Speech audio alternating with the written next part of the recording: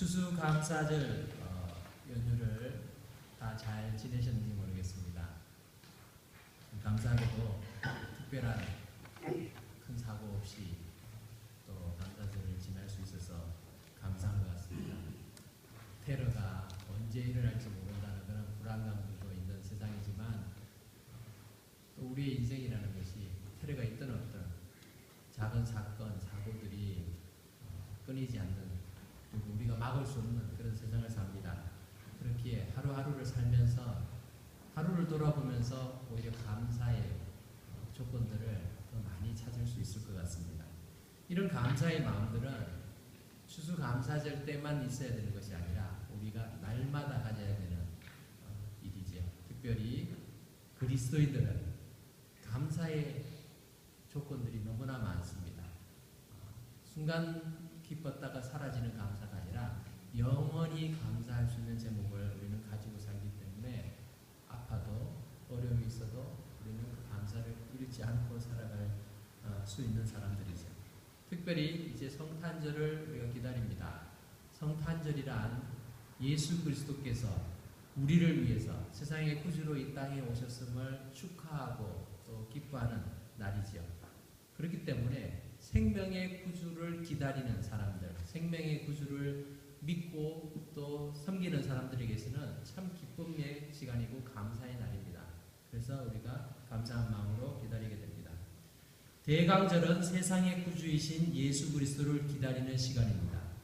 우리는 성탄절을 통해서 이 땅에 오신 예수님의 초림, 예수님의 먼저 오신 2000년 전에 오셨던 그 초림을 축하하면서 이와 함께 다시 오실, 그리고 즉 재림의 구주를 기다리지만 구약시대의 하나님의 백성들, 이스라엘 백성들은 이 땅에 오실 완전한 구세주를 기다려야만 했습니다.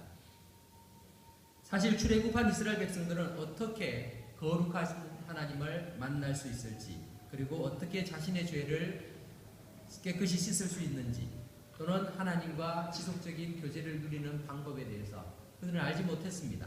그래서 하나님께서 직접 모세를 통해서 내게 어떻게 나올 수 있는지, 죄를 어떻게 용서받을 수 있는지, 어떻게 살아야 되는지 그런 법을 가르쳐 주셨습니다. 그 구체적인 예가 바로 성막과 제사제도와 절기들이었습니다. 그런데 오늘 성경에서는 이 성막이나 첫 언약들이 다 비유라고 표현하고 있습니다. 비유라는 것은 그것을 통해서 궁극적으로 제시해주고자 하는 본질과 또 실체가 있다는 것이죠. 그래서 오늘 본문은 하나님께서 임시적인 방편으로 허락하신 성소의 기능과 그 한계에 대해서 먼저 설명을 하고 있습니다. 먼저 1절에서 5절까지는 모세가 이스라엘 백성들과 함께 하나님의 명령을 따라 만든 성막의 기구들에 대해서 설명하고 있습니다. 많은 분들이 교회를 오래 다녀도 이 레위기나 출애굽기에 나오는 성막에 대한 또는 제사제도, 절기에 대해서 참 어려워하고 잘 모르는 경우들이 많이 있습니다. 그런데 이 성막의 기구들이, 그리고 성막의 모든 재료들과 또 양식들이 의미하고 있는 것은 앞으로 오실 메시아 예수 그리스도께서 어떠한 분으로 어떠한 사역을 하시기 위해서 오시는가를 알려주는 데 있습니다. 그래서 성막을 통해서 구약의 백성들은 하나님의 구원의 길들을 또 이렇게 어렴풋이나마 볼 수 있었던 것이죠. 하지만 그들은 완전히 그런 것을 깨달을 수는 없었습니다. 오늘 본문의 1절에 보면은 첫 언약에도 섬기는 예법과 또 세상에 속한 성소가 있더라 이렇게 표현을 합니다. 그런데 그 성소가 어떻게 생겼는가 하면은 그 그림을 잠깐 보시면은 이것이 모세가 하나님의 명령을 따라서 지은 그런 성막의 구조입니다. 바깥에는 기둥을 이렇게 만들고 또 세마포천을 감싸가지고 이렇게 벽을 쌓았습니다. 그리고 성막 뜰 안에는 번제단이 있고, 그리고 큰 노수로 만든 물두멍, 손을 씻는 제사장들이 손을 씻는 물두멍이 있습니다. 그리고 그 뒤쪽에 여러 겹으로 덮어져 있는 성막, 성막이 있죠. 성소가 있습니다. 그런 내용들이고 그 성소는 또 두 부분을 나눠지죠. 그래서 성소와 지성소 이렇게 나눠집니다. 그래서 오늘 본문에서는 성소에는 분향단도 있고 또 진설병, 떡상도 있고 또한 등잔 이런 것들도 있었습니다. 지성소에는 하나님의 법궤, 언약궤가 있었다. 그 언약궤 안에는 세 가지 물건들이 보관되어 있었다. 이런 것을 말하고 있습니다. 이런 것을 쭉 이야기하고 있는 것은 이 신약의 히브리서 독자들, 신약에 있는 신자들이 이런 것에 대해서 몰라서 그런 것이 아니라 이런 것을 알고 있어도 이것이 무엇을 의미하는지에 대해서 잘 알지 못했기 때문에 그렇습니다. 이 모든 성막의 기구들은 첫 언약에 속한 것입니다. 히브리서 8장 7절처럼 저 첫 언약이 무흠하였더라면 둘째 것을 요구할 일이 없었을 것이다 라고 말하고 있습니다.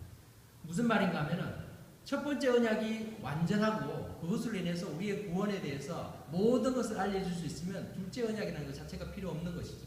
근데 하나님께서 새 언약을 허락하셨어요. 예레미야 선지자를 통해서 새 언약을 이렇게 알려주셨고 그 새 언약이 결국 예수 그리스도를 통해서 성취되는 것을 보여주죠. 그래서 새 언약의 중보자이신 예수님께서 이 모든 언약을 대체하시고 완성시키는 것을 나중에 보게 됩니다. 완전하고 절대적이며 영원한 것이 올 것을 사모하고 기다리게 하는 역할로서 하나님께서는 첫 언약을 허락하신 것입니다. 한국에서는 UFC라는 이종 격투기 대회가 한창인 것 같습니다. 저는 잘 모르겠는데요. 뉴스에 많이 나오는 것 같아요. 그런데 이 UFC나 권투나 태권도 시합, 유도 시합 이런 시합에 나아가기 위해서는 그냥 싸움 잘한다고 나가는 게 아니죠. 훈련을 받아야 됩니다. 그리고 룰을 알아야 되고 그 룰에 따라서 어떻게 상대방을 제압해야 되는 것인가 열심히 연습을 합니다. 세계 챔피언십을 목표로 하는 사람들은 그 훈련의 강도가 더 많겠죠. 훈련 상대나 샌드백 등을 치면서 훈련하지만 그것은 그냥 가상의 적을 생각하면서 하는 것뿐입니다. 내 상대가 어떻다 하라고 해서 그 사람들을 불러와 가지고 연습할 수는 없는 것이죠. 그것은 실전에 가서 만나게 되는 것이고 그전에는 내 상대는 어떤 사람이니까 그 사람의 장점이 무엇인지 약점인지 무엇인지 이렇게 살펴봐서 가상의 상대를 두고 우리가 연습을 하게 됩니다. 시합을 위해서 열심히 훈련하지만 진짜 상대의 능력과 기술, 그 대처 방법을 충분히 알고 준비하는 것은 쉽지가 않습니다. 하나님께서 성막을 통해서 이스라엘 백성들에게 보여주신 것은 이 성막과 또 아론의 후손으로 이루어진 대제사장을 통해서 하게 되는 그 역할들은 임시적이고 불완전하니까 완전한 것을 기다려야 된다라는 것을 알려주시기 위함입니다. 우리 6절과 7절 말씀을 같이 한번 읽어볼까요? 제가 6절 읽고 여러분 7절 읽겠습니다. 이 모든 것을 이같이 예비하였으니 제사장들이 항상 첫 장막에 들어가 섬기는 예식을 행하고 오직 둘째 장막은 대제사장이 홀로 1년에 한 번 들어가되 자기와 백성의 허물을 위하여 드리는 피 없이는 아니하나니. 여기에 보면은 제사장들이 첫 장막 즉 성소에 있는 부분들 그 부분에만 매일 들어갑니다. 들어가서 떡을 새롭게 놓고 또 등잔 불을 밝히고 또 그 향단에다가 이렇게 향을 분향하고 이런 일들을 했습니다. 그리고 둘째 장막에는 1년에 한 번, 둘째 장막이라는 것은 이 첫째 장막과 둘째 장막 사이에 있는 휘장이 있습니다. 그 휘장을 지나야만 들어갈 수 있는데 이 휘장을 지나서 들어갈 수 있는 유일한 날은 대속제일, 대제사장 홀로 유일하게 들어갈 수 있었습니다. 그림이 잘 안 보이실 텐데요. 이 아랫부분은 성소고 뒷부분은 지성소입니다. 이 지성소에는 그렇게 함부로 들어갈 수 있는 자리가 아니었습니다. 그리고 일반 사람들은 그 안이 어떻게 생겼는지 어떤 일이 일어났는지 아무도 알 수가 없었습니다. 대제사장도 자신을 위해서 제사를 드리고 깨끗하게 한 뒤에라야 그 길을 들어갈 수 있었습니다. 그리고 금향로를 가지고 향을 피우면서 거룩한 하나님의 존재를 자기가 직접 만날 수가 없기 때문에 연기로 가득 그 지성소를 채우면서 그렇게 들어갈 수 있었습니다. 구약의 백성들은 하나님을 직접 만날 수 있는 길이 없었습니다. 그저 대제사장들이 제사 드려주고 기도해주고 이런 것밖에 없었다는 것입니다. 대단히 제한적인 통로를 통해서만 일시적인 죄사함과 간접적인 하나님과의 교제를 가졌을 뿐입니다. 그러한 구약 백성들에게 요구되는 것은 육체적인 정결함이었습니다. 몸을 깨끗하게 하고 깨끗한 옷을 입고 깨끗한 음식을 먹는 것이 그들이 예물과 제사를 드릴 때 필요한 조건이었습니다. 바꿔 말하면 그들의 예물과 제사의 효능은 그들의 심령과 양심을 새롭게 하거나 온전하게 할 수는 없었습니다. 우리 히브리서 9장 9절과 10절을 교독해 보겠습니다. 9절을 제가 먼저 읽겠습니다. 이 장막은 현재까지의 비유니 이에 따라 드리는 예물과 제사는 섬기는 자를 그 양심상 온전하게 할 수 없나니 이런 것을 먹고 마시는 것과 여러 가지 씹는 것과 함께 육체의 일이며 배할 때까지 맡겨두는 것입니다. 이 장막은 현재까지의 비유다. 즉 그리스도께서 오실 때까지의 비유다. 그리스도께서 오셔서 하실 일에 대해서 알려주는 역할만 하고 있다는 거예요. 이것으로 완전하지 않다는 것이죠. 실체를 보아야 됩니다. 그래서 10절 말씀에서는 옛 언약에 속한 성소와 또한 성소를 통해서 하나님께 나아가는 방법은 육체의 예법일 뿐이다. 개혁할 때까지, 즉 개혁의 시간까지 임시적인 기능을 유지하며 완전한 예법을 제공하신 예수님을 통해서 우리의 속사람이 새롭게 되는 것을 경험하게 될 그 날을, 구원의 날, 구속의 날, 하나님의 그 구원의 날을 사모하게 하시는 것입니다. 자, 이 말씀을 통해서 그러면 우리는 어떻게 적용을 할 수 있을까? 뭐 성소의 모습이 어떠한지, 규격이 어떠한지, 그 안에 내용물이 어떠하고 그 기능이 어떠한지를 우리가 아는 것이 중요한 것이 아니라 그것을 아는 것도 필요하겠지만 그것을 통해서 정말 우리에게 하나님께서 무엇을 알려주시기를 원하셨을까? 우리가 생각해 보아야 된다는 것입니다. 예수님이 이 땅에 오셔서 십자가에 달리기 직전까지도 바리새인들은 그리고 종교 지도자들은 육체의 예법만을 따졌습니다. 예수님과 제자들이 안식일날 하지 말아야 될 행동들을 한다고 해서 그것으로 정죄했습니다. 또는 세리와 죄인들과 가까이 한다는 것, 부정한 것을 먹고 또 부정한 사람들과 접촉한다는 것으로 비난했습니다. 무엇입니까? 육체가 깨끗한 것, 내가 거룩한 것. 그 예언약에만 충실했을 뿐입니다. 그러한 자들에게 예수님께서는 우리의 속사람이 깨끗해져야 한다라고 가르치셨습니다. 우리 마가복음에 보면 그런 말씀들이 있습니다. 마가복음 7장 15절에서 16절 그리고 21절에서 23절이 있는데요. 이 부분을 우리 같이 한번 교독해 보도록 하겠습니다. 제가 먼저 읽겠습니다. 무엇이든지 밖에서 사람에게로 들어가는 것은 능히 사람을 더럽게 하지 못하되 사람 안에서 나오는 것이 사람을 더럽게 하는 것이라. 20절입니다. 또 이르시되 사람에게서 나오는 그것이 사람을 더럽게 하느니라. 속에서 곧 사람의 마음에서 나오는 것은 악한 생각 곧 음란과 도둑질과 살인과 간음과 탐욕과 악독과 속임과 음탕과 질투와 비방과 교만과 우매함이니 이 모든 악한 것이 그 속에서 나서 사람을 더럽게 하느니라. 사람들이 예수님을 향해서 예수님이 제자들을 향해서 왜 손도 안 씻고 뭐 음식을 먹느냐? 불결에 좀 부정한다. 당신들은 율법에 있는 모든 것들을 규례들을 어기고 있다. 그렇게 비난할 때 예수님께서 하신 말씀이에요. 사람의 속으로 들어가는 것이 사람을 더럽게 하는 것이 아니라 속에서 나오는 것이 사람을 더럽게 한다. 더러운 마음을 갖고 있는데 우리가 깨끗한 음식 먹는다고 어떻게 깨끗해지냐는 것이죠. 구약의 제사와 의식들은 육체를 정결케 하는 의식에 머물 수밖에 없었습니다. 그런데 그 당시 바리새인들도 그랬지만 오늘날 예수 그리스도께서 어떤 일을 하셨는지를 알고 믿는 사람들, 신앙인들 가운데서도 여전히 육체의 예법에만 충실한 사람들이 많이 있다는 것이에요. 아직도 육체를 깨끗하게 하는 수준에 머물러 있는 그러한 신앙의 모습은 우리에게 없는지 우리가 살펴볼 수 있기를 바랍니다. 내가 주일날 그냥 깨끗한 옷, 멋있는 옷, 아니면 값비싼 옷 입고 멋있게 해서 잘 차려입은 채로 거룩하게 예배 드리면 그것이 나를 거룩하게 만드는 것인가? 우리가 생각해 보아야 된다는 거죠.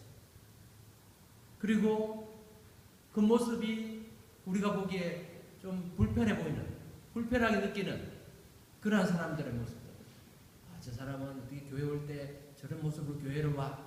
이런 것을 우리는 정지하고 있지 않는지 살펴볼 필요가 있습니다. 물론 주님 앞에 나올 때 우리가 거룩하신 하나님을 만나는데 최선을 다해서 갖춰야 되죠. 하지만 갖출 것이 없는 사람은 그 나름대로 갖춰서 나오는데 그것을 다른 사람과 비교할 수 없다는 것이죠. 더 중요한 것은 내 마음 상태는 어떠한지, 내가 주님 앞에 준비된 마음으로 하나님 앞에 예배 드리고 있는지, 그것이 더 중요하다는 것입니다. 우리는 시간이 지나면 교회에서 어떤 타이틀을 가지게 되고 직분을 맡고 또 여러 가지 역할들을 감당합니다. 사람들이 인정해 줍니다. 그 관계 속에서 나의 위치를 정할 때가 많습니다. 하지만 하나님께서는 그렇게 우리를 보시지 않는다는 것입니다. 사람들이 인정해 주는 것과 상관없이 하나님께서는 우리의 예배를 받지 않을 수도 있고 또 사람들이 인정하지 않지만 하나님께서 우리의 예배를 받으실 수도 있어요. 어떤 근거에서 어떤 기준에서 그렇겠습니까? 사마리아의 여인은 예수님을 만났을 때 예수님 누군지 모르고 선지자인 줄 알고 그의 깊은 고민을 얘기합니다. 질문을 얘기합니다. 우리 조상들은 그리심산에서 예배를 드리고 또 유대인들은 예루살렘에서 예배드리고 어디서 예배드리는 게 맞나? 예배의 장소에 대해서 묻습니다. 근데 예수님께서 뭐라고 그러십니까? 이것도 아니고 저것도 아니다. 더 중요한 것은 신령과 진정으로 드리는 예배다. 말씀을 하십니다. 우리의 예배가 형식에만 갖춰져 있고 또 눈에 보이는 것에만 집중하고 있다면 우리는 바른 예배를 드릴 수 없다는 것입니다. 오늘날에도 교회의 형태, 교회의 사이즈, 교회의 모든 시스템 이런 것은 비유로 볼 수 있습니다. 그러나 그 실체는 하나님이 계셔야 됩니다. 하나님과의 만남이 있어야 된다는 것입니다. 하나님과의 만남이 없는 예배는 아무리 오래 드리고 아무리 많이 드려도 그리고 아무리 내 마음이 기뻐도 그것이 예배가 아닐 수 있다는 것입니다. 나를 만족시키는 것이 예배가 아니라 하나님을 만족시키고 하나님께 기쁨을 영광을 돌려드리는 것이 예배가 되어야 되죠. 예수님께서는 새 언약의 중보자로 이 땅에 오셔서 옛 언약의 모든 비유를 밝혀주셨고 그 부족함을 완벽하게 채워주셨으며 육체의 정결함뿐만 아니라 우리의 심령이 새로워지게 만들어주셨습니다. 그래서 고린도후서 5장 17절의 말씀에서는 우리 다 같이 읽어볼까요? 시작. 그런즉 누구든지 그리스도 안에 있으면 새로운 피조물이라 이전 것은 지나갔으니 보라 새로운 것이 되었도다. 아멘. 우리 주님께서 이 땅에서 오셔서 하신 일은 성전을 멋있게 짓고 성전의 예배를 화려하게 만들고 그렇게 하지 않았어요. 오히려 성전은 무너진다고 말씀하셨죠. 눈에 보이는 것에만 집착했고 그 비유이고 그림자인 것 그것이 최고이고 전부인 양을 알고 있는 그 사람들을 향해서 내가 성전이다. 그것을 알려주셨죠. 이 겉에 보이는 이것을 가지고 예배드리고 그것에 대해서 열심을 내지 마라.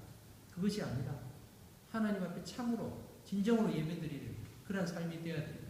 그리고 우리의 속사람이 변화되어야 됩니다. 육체의 예쁜말을 갖추고 내가 사람들의 겉모습만 잘 보이는 거룩해 보이고 경건해 보이는 그러한 종교인이 되지 말라는 것입니다. 참으로 예수 그리스도를 구주로 믿고 하나님을 진심으로 사랑하고 주님의 말씀에 순종하며 살아가는 우리의 속사람이 변화된 그러한 모습이 필요하다는 것입니다. 그리스도 안에 있는 모든 자들은 새로운 피조물이 된다는 것입니다. 아멘. 우리 모두가 그렇게 새로운 피조물이 된 줄 믿습니다. 아멘. 이러한 믿음을 가졌다면 우리는 눈에 보이는 것에 현혹되지 말아야 합니다. 우리 교회가 참 주님의 말씀 안에서 바르게 신앙생활을 하려고 참 노력을 많이 하고 있습니다. 많은 성도들이 정말 사랑하고 또 하나님을 사랑하는 마음으로 교회를 섬깁니다. 그런데 이러한 신앙의 모습들이 내게는 육체의 법을 따라서 사람들을 판단하고 정죄하고 또 나 자신이 또 그렇게 살아가고 있지 않는가 우리가 계속해서 점검해 보아야 합니다. 내 마음과 양심을 온전하게 만드는 그리스도의 법에 대해서 나는 무관심하지 않은가? 우리는 끊임없이 하나님 말씀에 비추어 보면서 자신을 돌아보아야 합니다. 나의 종교적인 말투와 또 일상적인 예배 참석, 교회 봉사의 모습으로 내가 신앙이 성숙해 있다, 내가 훌륭한 그리스도인이다, 그렇게 판단하고 있지는 않는다. 많은 사람들이 나를 향해서 훌륭한 권사님, 훌륭한 장로님, 훌륭한 집사님, 훌륭한 성도라고 말해 주는 것으로 내가 훌륭한 신앙인으로 그렇게 생각하고 있지 않는다. 하나님은 어떻게 보실까? 우리가 생각해 보아야 될 것입니다. 세상 속에서 살아가는 내 모습에 그리스도를 닮은 모습이 전혀 나타나지 않는다면 우리는 여전히 비유만을 바라보고 비유의 재밌는 이야기를 그것만을 생각하고 그 진짜의 의미를 놓치고 사는 인생이 될 것입니다.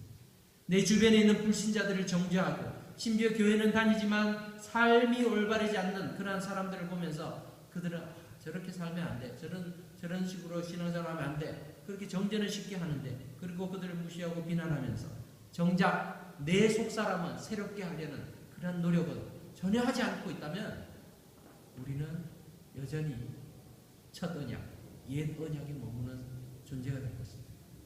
우리의 신앙은 날마다 새로워져요. 개혁교회는 날마다 하나님 말씀을 비추어 보면서 새로워져야 돼요.